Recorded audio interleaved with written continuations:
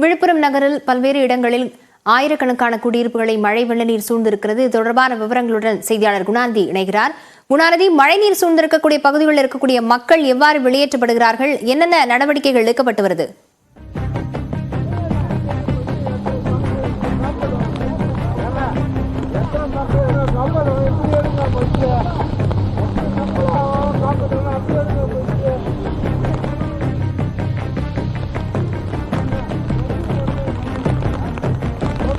லாவண்யா, அதாவது இந்த பென்சின் புயல் என்பது விழுப்புரம் மாவட்டத்தை முழுவதுமாக புரட்டி போட்டிருக்கிறது என்று சொல்ல வேண்டும். அதாவது கடந்த 2 நாட்களாக தொடர்ந்து மிக கனமழை என்பது விழுப்புரம் மாவட்டத்திலே கொட்டி வருகிறது. இது அதாவது தொடர்ச்சியாக இடைவிடாத இந்த மழை காரணமாக விழுப்புரம் மாவட்டமே வெள்ளக்காடாக மாறி இருக்கக்கூடிய சூழல்ல விழுப்புரம் மாவட்டத்தின் கடலோர பகுதியிலான மரக்காணம், வானூர், திண்டிவனம், செஞ்சி என தொடர்ந்து மாவட்டம் முழுக்கவே மிக கனமழை என்பது கொட்டி தற்போது நாம் பார்த்துக் கொண்டிருக்கலாம்.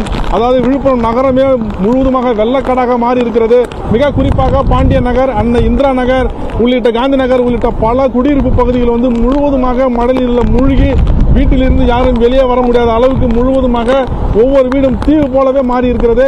தொடர்ந்து மழை என்பது, காற்றுடன் கூடிய மழை என்பது தொடர்ந்து பெய்து வரக்கூடிய சூழல்ல இங்கிருந்து இவர்களை மீட்பதற்கான எந்த நடவடிக்கையும் எடுக்கவில்லை என இங்க இருக்கக்கூடிய பொதுமக்கள் ஆதங்கம் தெரிவிக்கிறாங்க. தொடர்ந்து அதாவது ஒவ்வொரு வீட்டிலிருந்து வெளியே வர முடியாத அளவிற்கு மழைநீர் முழுவதுமாக சூழ்ந்திருக்கிறது. ஒவ்வொரு வீடும் தனித்தனி தீவு போல மாறி இருக்கிறது. வீட்டில் இருக்கக்கூடிய குழந்தைகள், முதியவர்கள் மிகப்பெரிய அளவில் எல்லோரும் பாதிக்கப்பட்டிருக்கிறாங்க. தற்போது நாம் பார்த்துக் கொண்டிருக்கக்கூடிய இந்த இடம் என்பது விழுப்புரம் நகரத்திலிருந்து திருச்சி மார்க்கமாக செல்லக்கூடிய அந்த பகுதி. இந்த பகுதியில் பார்த்தீங்கன்னாக்கா வெள்ளம் கரை புரண்டு ஓடிக்கொண்டிருக்கிறது. இந்த பகுதியில் இருக்கக்கூடிய இளைஞர்கள் இந்த பகுதியாக வரக்கூடிய பொதுமக்களிடம் பாதுகாப்பாக பத்திரமாக மீட்டு அந்த பக்கம் அனுப்பிட்டு இருக்கிறாங்க.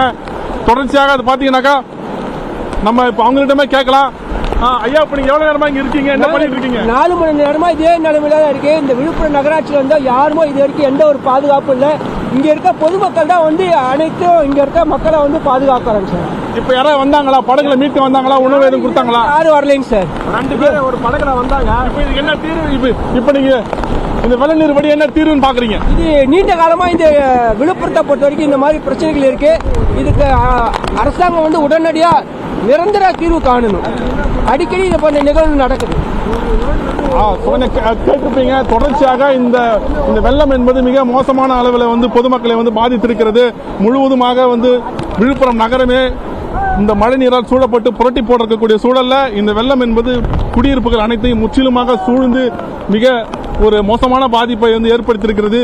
தொடர்ந்து பாத்தீங்கன்னாக்கா இந்த மழை என்பது தொடர்ந்து வருகிறது என்பது பொதுமக்களை அச்சமடை செய்திருக்கிறது. குணாநிதி, மாவட்ட நிர்வாகத்தை பொறுத்தவரையில் என்னென்ன மீட்பு நடவடிக்கைகள் துரிதப்படுத்தப்பட்டிருக்கிறது? ஆட்சியர் தரப்பிலிருந்து என்ன சொல்லப்பட்டிருக்கிறது குணாநிதி?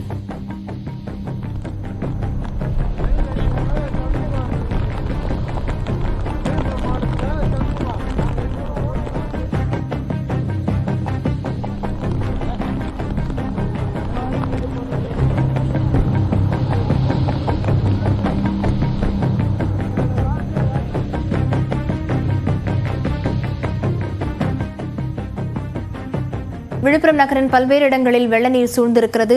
இது தொடர்பான விவரங்களை நம் செய்தியாளர் குணாநிதி களத்திலிருந்து பதிவு செய்திருக்கிறார். பல்வேறு மக்களும் அங்கு தத்தளித்து வருகிறார்கள். அவர்களும் நம்மிடையே சில கருத்துக்களை பகிர்ந்து கொண்டிருக்கிறார்கள். இதற்கு தீர்வு காண வேண்டும் என அரசுக்கு அவர்கள் கோரிக்கை வைத்திருக்கிறார்கள். விவரங்களுக்கு நன்றி குணாநிதி.